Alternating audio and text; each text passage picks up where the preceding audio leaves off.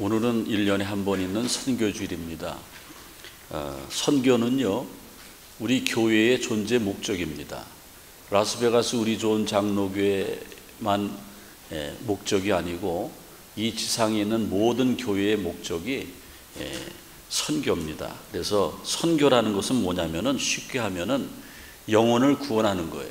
사람들이 다 똑같은 것 같지만은 하나님께서 창세기 2장 7절에 흙으로 사람을 빚으시고 마지막에 그 코에다가 생기를 훅 불어넣으니 생명이 된지라.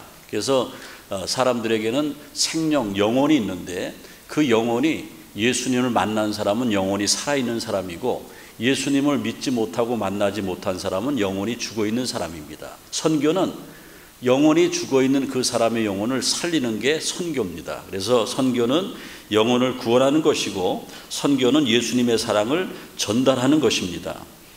선교는요, 전도하고 같은 말입니다. 그래서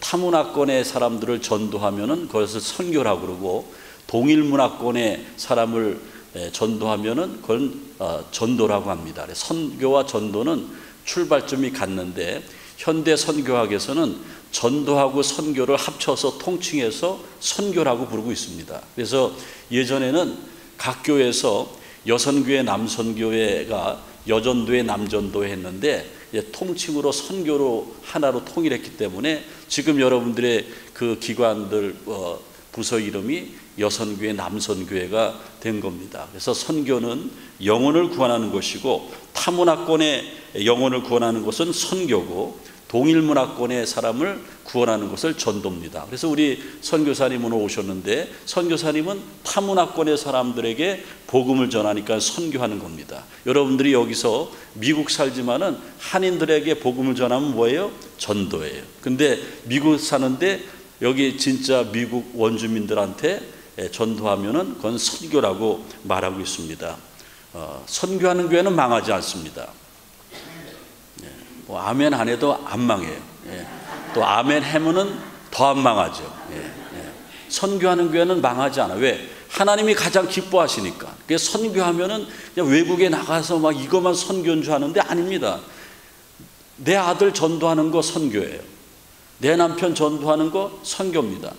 한 달에 한 번 작은 금액이지만은 파송된 선교사님을 위해서 선교금하는 것 선교입니다. 그래서 선교는요, 내가 할 수도 있고 남이 할 수도 있습니다. 해외 선교지는 내가 가거나 보내거나 하는 것이죠. 그래서 선교는 가장 중요한 것이고 선교하는 교회는 영적으로 살아있는 거예요. 그래서 교회에 날마다 구원받는 자가 더하는 교회는요, 생동감이 있어요. 막 찬송도 다릅니다. 찬송도 막 다르고요, 기도도 다른 거예요. 다 다른 거예요. 왜? 영혼을 구원하니까 하나님께서 그 교회를 부흥시켜 주는 겁니다. 선교하는 교회는 교인들이 복을 받습니다.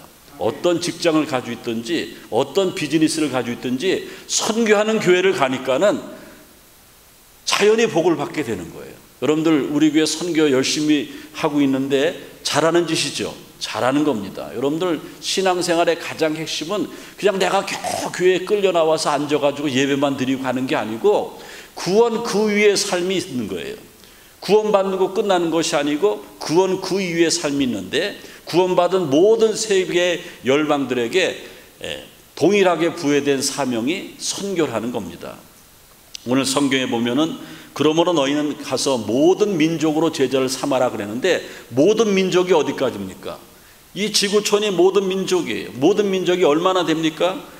1800년대에는 1804년에는 유엔의 통계에 의하면 지구의 인구가 10억 명이었다고 합니다.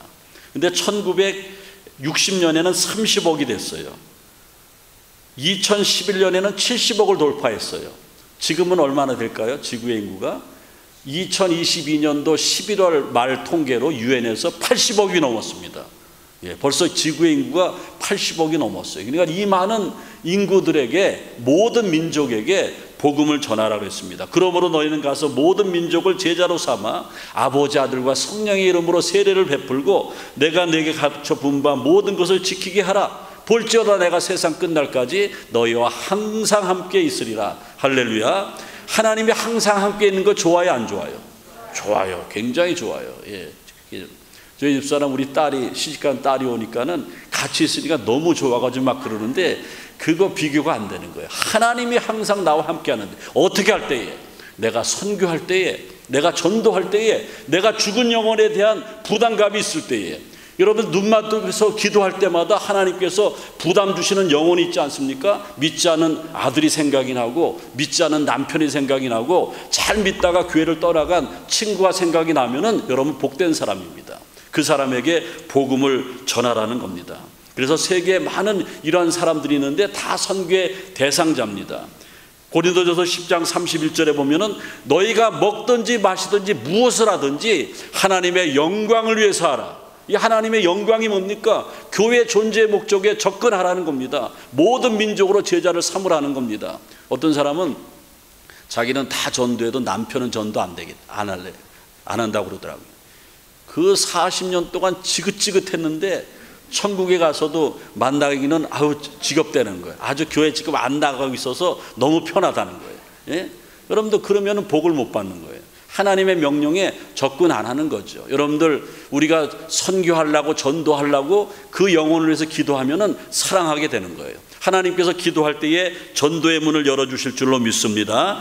전도하고 선교하려고 하면 오늘 19절에 고! 가라 그랬습니다. 가만히 주저앉아 있어서 한 영혼을 구원하는 사람이 어디 있습니까? 가는 거예요. 내가 움직여야 돼요. 내가 시간을 내줘야 돼요. 내가 돈을 써야 돼요. 내 마음을 열어주고 사랑을 전해야 돼요. 그래야지 내 중심 가운데는 예수님의 사랑을 받지요. 그게 영혼을 구원하는 겁니다.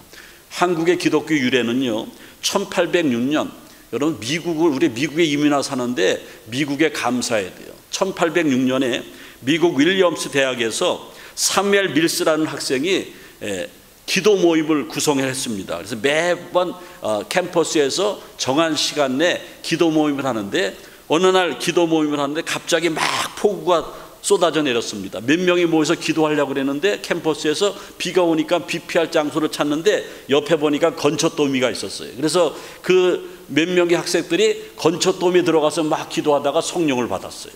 그걸 건초더미 기도회라고 해요. 그 건초더미 기도회에서 기도했던 사람이 우리 한국에 나와서 복음을 전하는 계기가 된 거예요. 그 사람들이 SVM 학생 자원운동으로 이어졌고, D.L. 무디 목사님의 전도 집회에 참석해서 선교사로 헌신합니다. 그때 선교사로 헌신한 사람이 장로교회 목사님이 된 언더우드 선교사가 그때 헌신했어요.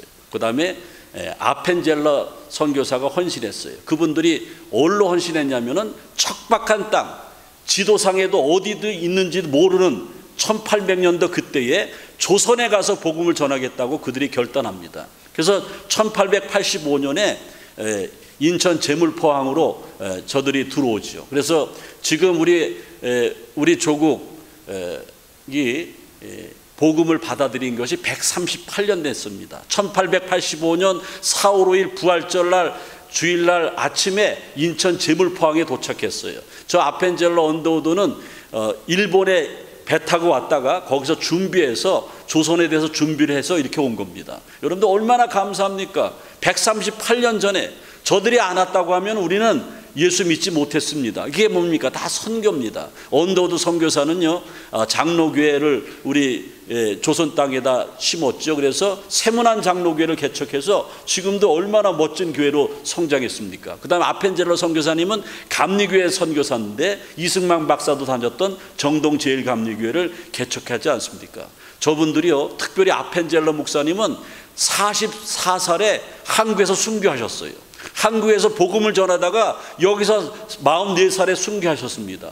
인천 제물포항에서 군산으로 배를 타고 복음을 전도하러 가려다가 그 배에서 한 실수로 이화 여학당의 어떤 여학생이 바닷물에 빠지는데 그 여학생을 살리고 아펜젤러 목사님이 순교했습니다.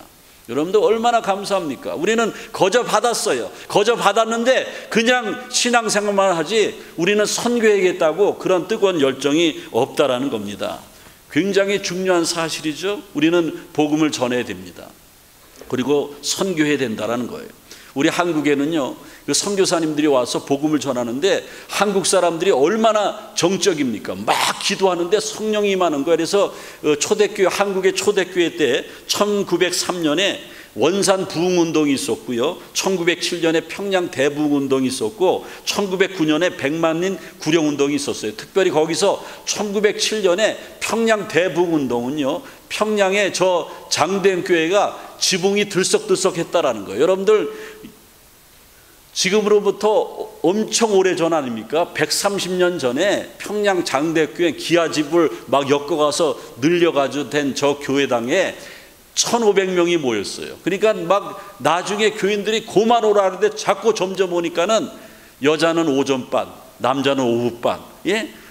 그렇게 해서 그러다가 안 되니까는 산정은교회를 또 개척하고 그랬습니다. 1907년에 평양 장대교회에서 부흥 집회가 열렸는데 그들이 얼마나 뜨겁게 기도했는지 막 지붕이 들썩들썩하고 미국의 선교사들이 역사에 증언하는데, 그때 내가 조선민들이 기도하는 걸 봤는데 사도행전의 2장이 나오는 오순절날 마가의 다락방의 역사가 이게 아닌가, 그렇게 그것을 재현하는 것처럼 봤다라는 거예요. 뜨겁게 기도했다라는 거예요. 사도행전 4장 31절에 보면은요, 빌기를 다음에 모인 곳이 진동하더니 무리가 다 성령이 충만하여 담대히 하나님의 말씀을 전하니라. 초대교회는요, 빌기를 다할 때 영혼구원의 열정이 생겼어요. 빌기를 다한다라는 게 뭐예요?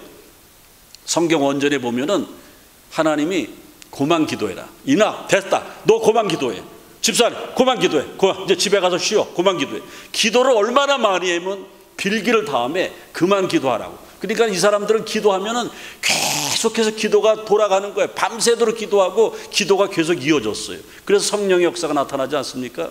미국에도요, 이런 성령의 역사가 지난 2월 8일부터 이어지는 에즈베리 대학교의 기도 부흥운동으로 말미암아 지금 불과 며칠 전에 있었습니다. 여러분 유튜브에서 에즈베리 리바이벌 쳐보세요. 대단합니다. 저는 그거 계속 보고 같이 따라서 막 기도하고 그랬는데 대단해요. 누가 시켜서 그런 게 아니고 2월 8일에 에즈베리 대학교에서 채플에서 어떤 젊은 목사님이 저 목사님이 설교를 그냥 평범하게 했어요. 그리고 여기 떠나지 말고 기도하라 그랬는데 몇몇 학생들이 진짜 떠나지 않고 기도하는데 그때부터 24시간 기도의 리레이가 벌어지는 겁니다. 여러분들 저 밖에 보세요. 저 성전 안에 들어가지 못하고 미국 전역에서 비행기를 타고 와서 그 부흥에 참석하려고 줄 서 있는 겁니다. 그 잔디바닥에서 엎드려 기도하고 저 성전에도 못 들어가는 거예요. 이게 며칠 전에 지금 미국에 있었다라는 거예요. 이게 성령의 역사입니다. 저럴 때에 부흥이 일어나서 정말 죽은 영혼에 대한 안타까움이 나타나는 겁니다.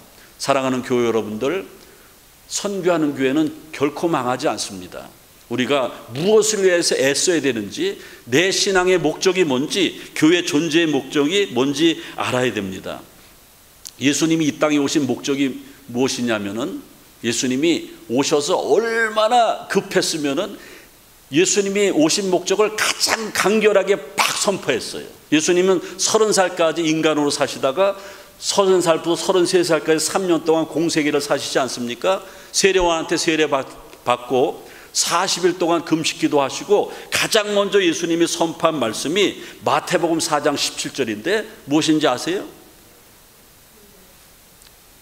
얘기하세요. 맞아요. 그거 뭐예요? 마태복음 4장 17절? 회개하라, 천국이 갖고 왔느니라.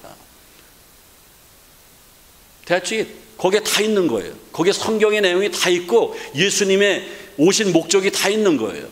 영혼을 구원하기 위해서, 또 우리가 구원받기 위해서는 회개예요. 회개. 지금 저 에즈베리 대학교에서 기도하는 게 다 회개운동 아닙니까? 1907년에 한국 평양에서 장대교회에서 성령의 역사는 회개기도 아닙니까? 그냥 간 게 아니에요. 에즈베리 대학교에서는 24시간 기도가 계속 돌아가는 거예요. 밤새도록 기도하고 멤버 교체 또 기도하고 또 기도하고, 예, 라스베가스도 가고 LA에서도 가고 다른 나라에서도 가고 그랬다라는 거예요. 근데 우리 뭐 했습니까? 잠자고 있지 않았습니까? 우리 주변에는 지금 이 시간에도 계속해서 영혼을 위해서 또 심령의 부흥을 위해서 기도하는 사람이 많이 있다는 거예요. 회개하라, 천국이 가까웠느니라. 그 예수님이 오신 목적을 또 한 가지 마가복음에서 10장 45절에 인자가 온 것은 섬김을 받으려 하는 것, 받으려 함이 아니고 오히려 섬기러 왔다, 대속물이 데려왔다 분명히 말씀하고 있지 않습니까? 오늘 선교사 파송식도 있기 때문에 말씀을 정리하겠습니다. 얼굴이 환해지네요. 와, 벌써 끝난다니까. 그럼 왜 우리가 영혼을 구원하고 선교해야 됩니까? 시급한 일이기 때문에. 지긋지긋한 내 남편 전도해야 되는데 안 되고 있지 않습니까? 기다려주지 않다는 거예요. 사람의 생명은 무한한 것이 아니라 유한해요. 하나님이 오라 하면 끝나는 겁니다. 야고보서 4장 14절에 보면은 내일 일을 너희가 알지 못하는도다. 너희 생명이 무엇이냐? 너희는 잠깐 있다가 없어지는 안개와 같다. 우리 인생은요, 지금 푸릇푸릇한 것 같지만은 안개와 같아요. 제가 몸이 아프고 보니까는 이 육신 자랑할 게 못 돼요. 이제 한번 쓰러지면 끝나는 거예요. 그래서 우리는 주님만을 바라봐야 되고 주님만을 의지해야 되는데, 이 땅에 왔는데 그냥 아주 미세한 그 신앙 가지고 겨우 구원만 받아서 살아가는 것이 아니고, 구원 그 위에 분명한 삶이 있어야 됩니다. 내 주변 사람들은 기다려주지 않습니다. 너는 말씀을 전파하라. 때를 얻든지 못 얻든지 항상 심쓰라. 빌리그레암 목사님은요, 항상 빌리그레암 전도 집회 보면은 한국에 와서도 전도 집회 하셨는데, 그때 뭐라고 말씀하셨냐면은, 전도 쉽습니다. 다른 사람이 내 말을 들어줄 수 있도록 평소에 좋은 관계를 유지해 주면은 그게 전도의 시발점이 됩니다. 전혀 생뚱받은 사이인데 교회 가자기 안 된다는 거예요. 평소에 크레딧을 많이 쌓아놓으면은 그것이 전도의 시발점이 돼서 궁극적으로는 함께 예수 믿고 구원받게 된다는 겁니다. 선교하는 교회는 망하지 않습니다. 전도하는 교회는 망하지 않습니다. 전도하는 가정을 복을 받습니다. 전도하는 사람은 생업의 복을 받고 자손의 복을 받고 건강의 복을 받고 하나님께서 쓰시는 일꾼이 될 줄로 믿습니다. 오늘 선교주의를 말미암아 영혼에 대한 부담감을 가지시고, 여러분들의 삶이 구원에 머물러 있는 것이 아니고 구원 그 이후로 나가서 영혼을 구원하고 선교하는 일에 귀하게 쓰임받는 저와 여러분들이 되시기를 주님의 이름으로 축원을 드립니다. 주님 감사합니다. 오늘 선교주의를 통해서 우리 주님께서 우리들에게 가장 원하시는 것이 무엇인지를 깨달았습니다.